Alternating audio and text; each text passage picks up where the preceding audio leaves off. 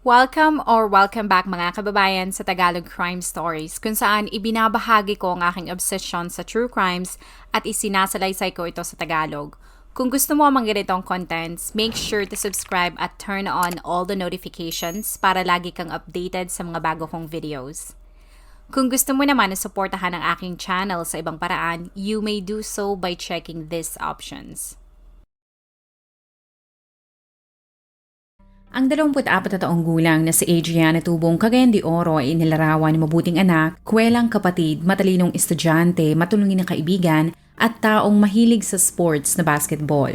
Sa edad na 19 ay pinasok niya ang mundo ng pageant at noong 2019, siya ay hinirang na Mr. Liceo University Games. Bukod sa pageants at academics ay umiikot din ang mundo ni Adrian sa kanyang nobya na si Jonay Lionel Orog. Katulad niya ay maaga ding pinasok ni Jonay ang mundo ng pageant sa edad na 14. Mula doon ay hindi na siya tumigil na sumali sa iba't ibang kompetisyon. Ang kanyang pagtsatsaga at disiplina ay nagbunga naman dahil noong 2014, iba't ibang mga titles ang kanya nasungkit tulad ng Miss Igpit 2014, Miss Opal 2014. Runner-up din siya ng Miss Silka Cagayan de Oro at kabilang siya sa top 5 candidates sa preliminary ng Mutya ng Pilipinas sa Northern Regional Screening ng parehong taon. At katulad ng ibang mga beauty queens, si Jonay ay tumanggap din ng iba't ibang mga modeling gigs. Ilang buwan pagkatapos nilang i-anunsyo ang kanilang relasyon sa social media ay makikita mo na bukod sa suporta na natatanggap nila mula sa kanilang mga kaibigan, ay wala ding naging problema ang kani-kanilang pamilya sapagkat para sa mga ito, si Jonay at Adrian ay perpekto para sa isa't isa. Noong 2022, ang madiskarteng magkasintahan na malapit na makagraduate sa college ay napagtanto na bukod sa trabaho na maaari nilang applyan sa hinaharap, ay mas maganda na magkaroon sila ng side hustle na magbibigay sa kanila ng extra income. At sa kadahilanan na marami ng mga tao ang gumagamit ngayon ng social media, ay ginamit ito ni Jonay upang ipaalam sa mga tao na sila ay mga online sellers na. Sa Facebook ay madalas silang makita na nagbebenta ng mga damit na isa sa mga rason kung bakit sila nakabili ng motor na proud nilang ibinahagi sa kanilang social media accounts. Halos 1 taon pagkatapos niyan, si Adrian ay naging abala naman sa kanyang buhay. Dahil bukod sa online business at kanyang pag-aaral ay wala na rin itong oras sa ibang bagay sa kadahilanan na abala siya sa pag-iensayo dahil isa siya sa mga contestants sa Mr. Cagayan de Oro 2023. Ngunit kahit lagi siyang abala, ay hindi niya nakalimutan na pasalamatan si Jonay, na sa caption ay nilarawan niyang ang babaeng hindi nang iwan sa kanya sa hirap man o ginhawa.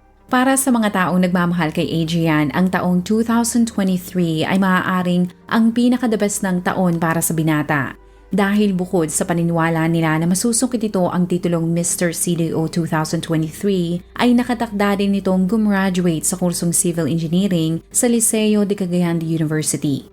Ngunit sa kasamaang palad ay tatatak sa kanila ang 2023 sa hindi magandang paraan. Sa video na ito ay makikita mo ang nakatumbang motor ni Adrian at sa ibang anggulo ay nahagip naman ang 3 lalaki na buhat-buhat ang katawan nito. Naisugod pa ito sa Northern Mindanao Medical Center ngunit sa tindi ng sinapit nito, ang mga doktor ay hindi na ito nagawang maisalba pa sa tindi ng brain injury na sanhi ng tama ng baril sa kanyang ulo. Ang pamilya, kaibigan, mga kaklase at mga taong nakakilala kay Adrian ay hindi makapaniwala sa sinapit ng binata sa kadahilanan na wala silang alam na kagalit o taong may galit dito. Sa gitna ng kalituhan at napakaraming katanungan, ang nobyo nitong si Jonay ay dinaan ang kanyang pagdadalamhati sa pamamagitan ng paglalagay ng tattoo. Sa kanyang social media ay binahagi nito na siya ay nagpalagay ng tattoo ng buong pangalan ni Adrian, initials nito sa kanyang daliri at petsa kung kailan sila naging opisyal na magkarelasyon.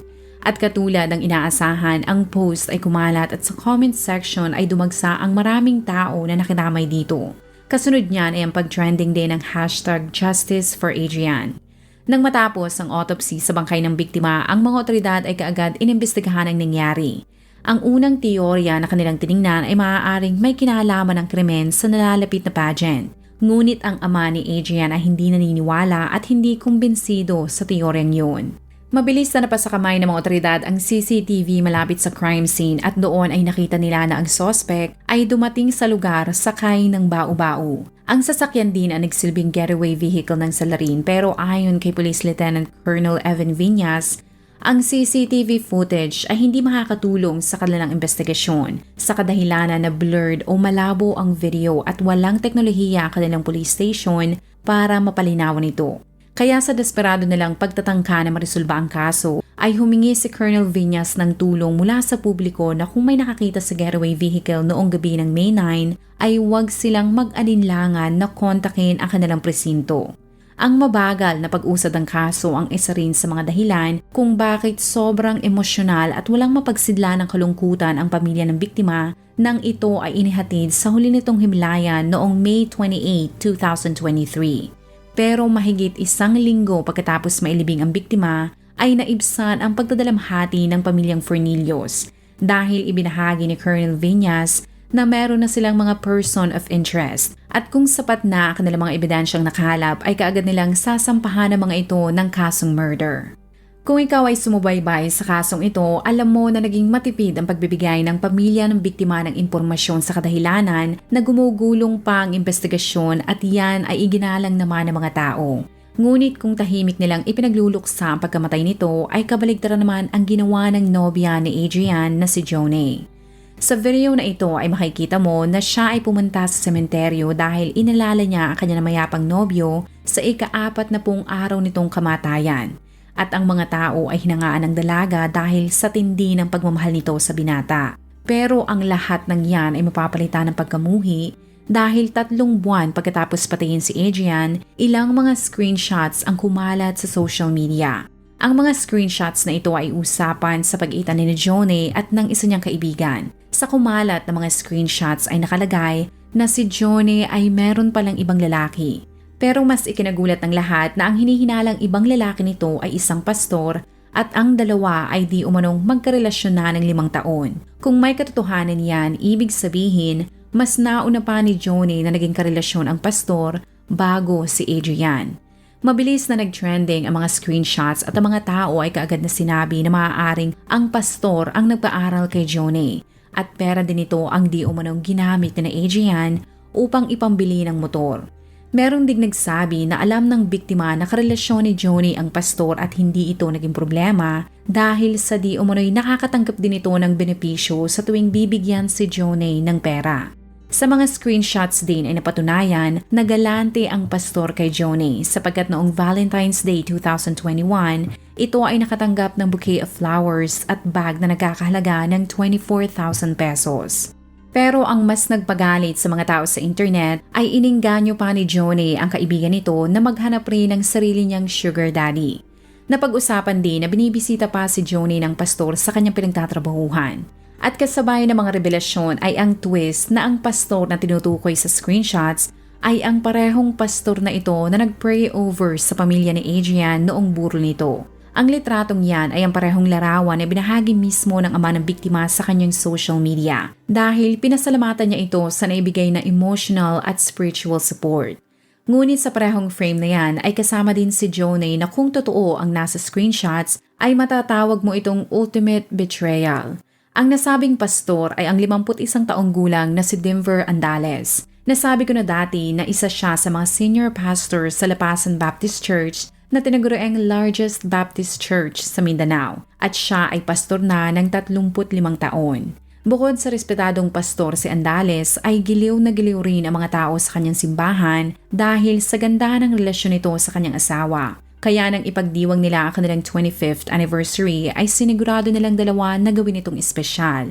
Bukod sa pagiging pastor ay tinangka din itong pasukin ang mundo ng politika. Siya ay tumakbo sa pagkakonsehal noong election 2022 ngunit hindi siya pinalad. Kaya nang sumabog ang iskandalo, hindi na ako nagulat nang humarap sa media si Andales para protektahan ang kanyang pamilya at sarili sa panlilibak ng publiko.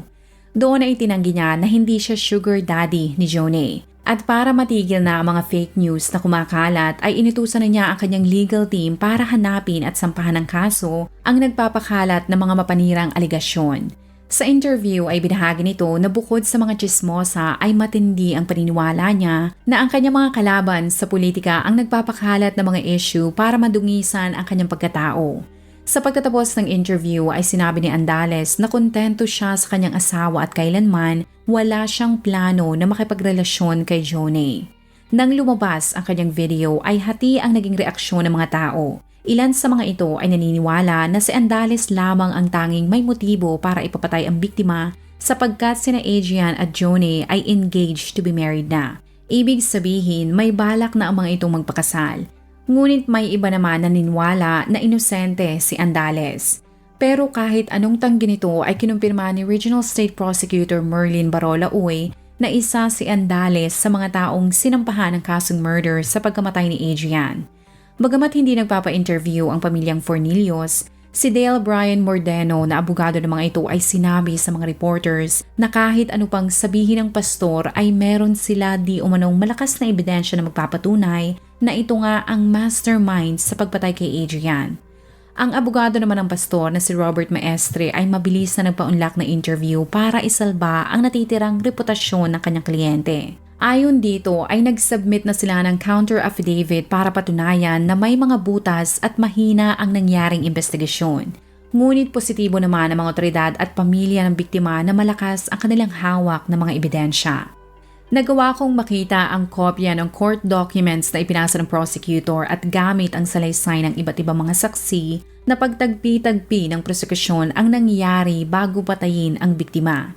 Sa 9 na pahinang court documents ay nakalagay na noong May 9, 2023, pagkalabas ni Adrian sa gym ay dumiretso ito sa bahay ng kanyang trainer at mentor para mag-ensayo sa paparating na kompetisyon. Si Owen na isa sa mga saksi ay binahagi na bandang 7:47 ng gabi ay lumabas siya sa kanyang bahay para abangan ang magde-deliver ng kanyang pagkain dahil ang kanyang girlfriend ay nag-order sa Food Panda. Sa labas ng bahay ay di umano'y nakakita siya ng isang lalaki na nakasuot ng itim na damit na merong eyeglasses at ito ay may daladalang brown bag. Sa pag-aakala na ito ay ang food delivery driver ay nilapitan niya ito. Ngunit ang lalaki ay di umano'y tinitigan lamang siya. Ito ay naglakad papalayo na sa tansya niya ay 10 metro. Kasabay ng pakikipag-usap ng lalaking yun sa cellphone ay ang pagdating naman ng food delivery driver at ng motorsiklo na minamaneho ni Adrian. Ibinahagi niya sa mga otoridad na bandang 7:51 ng gabi habang nakikipag-usap siya sa food delivery driver tungkol sa bayad ay nakita niya mismo ang pagbaril na lalaking nakasuot ng itim na damit kay Adrian. Sina Owen at food delivery driver ay inimbitahan ng mga otoridad sa police station at nang inilarawan nila ang suspect ay tila iisa ang inilarawan nilang tao base sa resulta ng cartographic sketch. Ang kaibigan ng biktima na si Romeo Garcia na isa ding saksi ay nagpatotoo na merong nagmamanman sa bawat kilos ni Adrian bago ito patayin. Ibinahagi niya na noong May 8, 2 beses niyang nakita ang Yamaha Sniper motorcycle na sinusundan sila. Si Herbert Cannon na kasabay ni Adrian na nag-gym ay nagpatotoo din na ang taong inilarawan ni Owen ay nakita niya sa labas ng gym. Ang salarin ay nahagip ng CCTV sa kalapit nitong establishmento. Nagkaroon lamang ng clue ang mga otoridad sa pagkatao ng gunman nang lumapit sa kanilang isa pang saksi na kinilalang si John. Ayon dito, noong May 26, 2023, mahigit 2 linggo pagkatapos patayin ang biktima habang dinadaluhan niya ang isang proyekto na cleanup drive ay dumating ang Maroon Isuzu na pagmamayari ni Andales. At nang matitigan niya ang driver nito ay napagtanto niya na ito ay kamukha ng lalaking pinaghahanap ng mga otoridad. Sa tulong ng PNP main office ay napalinawan ang kuha ng CCTV. Kaya sina Owen at Jonay ay nagawang makilala ang gunman. Doon ay nakumpirma nila na ang lalaki sa CCTV at cartographic sketch ay ang driver ni Andales na si Nonot o alias Kuya. Ayon sa mga investigador, 4 na mga taong hinihinala nilang may kinalaman sa pagpatay kay Adrian. Ang pangatlo sa kanilang hinahanap ay ang lalaking kinilalang si Bulantoy. Base sa statement ng saksi na si Benjamin Lenas, si Bulantoy ay kasama ni Andales na pumunta sa burol. Nang tingnan ng mga otoridad ang cellphone ng pastor, nakita nila na bukod sa madalas magkita ang dalawa, si Andales ay lagi din itong binibigyan ng pera. Ito ay nakatanggap ng 4,000 pesos noong May 22, 2023 pagkatapos nitong makipagkita kay Andales at sa isang doktor na kinilalang si Dr. Miranda. Naniniwala ang prosecutor na ang perang yan bagamat maliit ay di umano'y kabayaran dahil matagumpay nilang napatay si Adrian. Sa court document din ay napatunayan na ang pamilya ng biktima ay nagtataka na sa mga kilos ni Andales ilang araw pagkatapos mapatay si Adrian. Bagamat ito ay walang tigil sa pakikiramay sa kanilang pamilya ay lagi naman itong tinatanong kung meron na bang pag-usad ang investigasyon. Habang abala ang mga tao sa screenshots na kumalat ang hindi nila alam, isang buwan pagkatapos patayin si Adrian, si Andales ay itinuturing na palang person of interest at ayon sa pamilyang Fornillos, tinangkapan itong kausapin ng masinsinan ng kanilang pamilya para linisin ang kanyang pangalan at sabihin sa kanila harap-harapan na wala siyang kinalaman sa krimen. Si Jonay, bagamat nanliliit sa kahihiyan at nakakaramdam ng takot na maraming mga tao ang magagalit sa kanya dahil siya ang punot dulo ng lahat, ay mas minabuting gawin ang alam niyang tama, ang makipagtulungan sa mga otoridad. Kapalit noon ay isinailalim siya sa protective custody upang maprotektahan sa mga taong gustong patahimikin siya. Sa kanyang sinumpang salaysay ay inamin niya na siya ay minsang naging kabit ng pastor at pinupuntahan pa siya nito sa eskwelahan para minsan ay sunduin o kaya naman ay bigyan ng pera. Hindi naman nakalagay sa mga dokumento kung kailan sila naghiwalay pero noong March 2023, sinabi ni Jonay na sa huling pagtatangka ni Andales na makapagbalikan ay pinapili siya nito. Inalok siya ng pastor na kung mananatili siyang kabit nito ay ibibigay ni Andales ang ipinangako sa kanyang bahay at malaking halaga ng pera na magagamit niya para makapagsimula ng sarili niyang negosyo. Ngunit tumanggi siya makipagbalikan kay Andales dahil para kay Jonay ay matagal na niyang pinili si Adrian. Sa galit ng pastor ay tinawag siya nitong gold digger o mukhang pera. Inamin din niya na sinabi sa kanya ni Andales na madali lamang nitong maipapapatay si Adrian. Idinagdag niya na noong pumunta si Andales sa burol ay di umano'y ibinulong nito sa kanya na siya ang pumatay kay Adrian. Sa interview naman ng mga otoridad kay Andales ay sinabi nito na nakilala niya si Jonay noong 2018 pero ni minsan ay hindi niya ito naging nobya dahil meron siyang asawa. Ibinahagi nito na ang tanging rason kung bakit sila madalas mag-usap ni Jonay ay sa kadahilanan na madalas itong manghiram ng pera sa kanya na lagi naman niyang tinatanggihan. Kinwestiyon din niya ang kredibilidad ng dalaga sapagkat kung alam pala nito na may banta sa buhay ng biktima ay bakit hindi si Jonay nagsumbong sa mga otoridad para sana ay naprotektahan si Adrian. Sinabi din ni Andales na pumunta nga siya sa burol pero ni minsan ay hindi niya binulungan si Jonay na siya ang pumatay kay Adrian. Kinwestiyon din niya ang salaysay ng isa sa mga saksi na si Owen na bakit nito lalapitan ang lalaking nakasuot ng itim na damit kung alam naman ng lahat ng tao na ang mga food delivery driver ng Food Panda ay laging nakasuot ng pink uniform. Ang hinihinalang kasabwat nito na si Nonot ay itinanggi din na may kinalaman siya sa nangyari. Lumalabas pala na sina Andales at Nonot ay magkakilala dahil ang kanilang mga asawa ay magkapatid. Sa interview sa kanya ng mga pulis ay sinabi nito na hindi siya ang pumatay sa biktima dahil bukod sa labag ang pagpatay sa kanyang paniniwala ay imposibleng siya ang gunman sapagkat pumunta siya sa Misamis Oriental. Ayon sa kanyang alibay ay dumating siya doon ng alas 11 ng umaga. Nang matapos siya sa kanyang lakad ay bumalik siya sa Cagayan de Oro ng alas 3 at nakarating siya sa kanilang simbahan ng alas 5 ng hapon. Pagkatapos ay umuwi na siya sa kanyang bahay kung saan ay kumain siya ng hapunan kasama ang anak niyang lalaki at nang sumapit na ang alas 8 ng gabi ay natulog na siya. Kinabukasan ay di umano'y dumiretso siya sa kanilang simbahan para gampanan ang kanyang tungkulin bilang junior pastor. Pero kahit anong tanggi nila, ang dalawa ay inaresto pa rin at sinampahan ng kasong murder. Pagkatapos niyan ay unti-unting namatay ang issue tungkol sa nangyari kay Adrian at positibo ang pamilyang Fornillos na konti na lang ang kanilang hihintayin at makukuha na nila ang hustisya. Sa social media ni Jonay ay makikita na madalas pa rin niyang dalawin ang punto na mayapa niyang kasintahan. At sa bawat post niya patungkol kay Adrian ay laging nag-iiwan ng comment ang ina ng biktima at madalas siya nitong tawaging anak. Diyan pa lang ay maaaring magkaroon ka na ng clue kung ano ang estado ng relasyon ni Jonay sa ina ni Adrian. Pero noong October 1, 2024, halos isang taon pagkatapos maaresto ang mga nasasakdal, nadismaya na naman ang pamilya ni Adrian sapagkat ang Department of Justice ay ibinasura ang kaso laban kay Andales. Ayon sa judge na humawak ng kaso, kahit umamin na si Jonay na minsan siyang naging kabit ni Andales at merong mga saksi na nagliling kay Nonot sa pastor, ay hindi naman yun sapat para mapatunayan na ito nga ang mastermind. Sa pirmadong dokumento ay sinabi ng hukom na circumstantial lamang ang lahat. Sa simpleng salita, hindi maaaring ikulong si Andales gamit lamang ang salaysay ng mga saksi.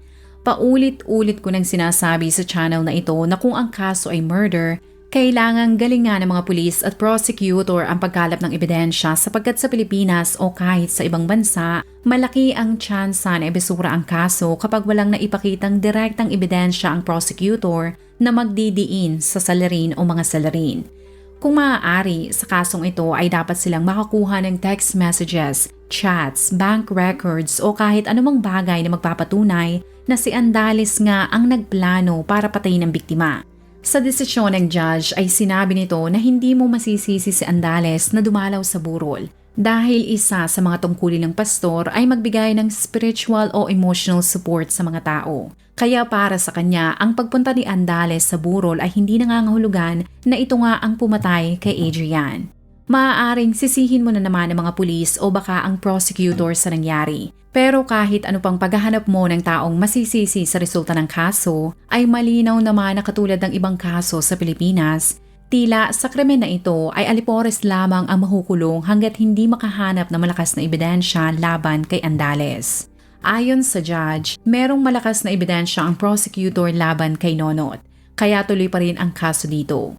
2 araw pagkatapos maibaba ang desisyon ng DOJ, ang legal team ng pamilyang Fornillos ay umapila at mabilis silang nag-submit ng petition for review na magpahanggang ngayon ay hindi pa rin lumalabas ang resulta.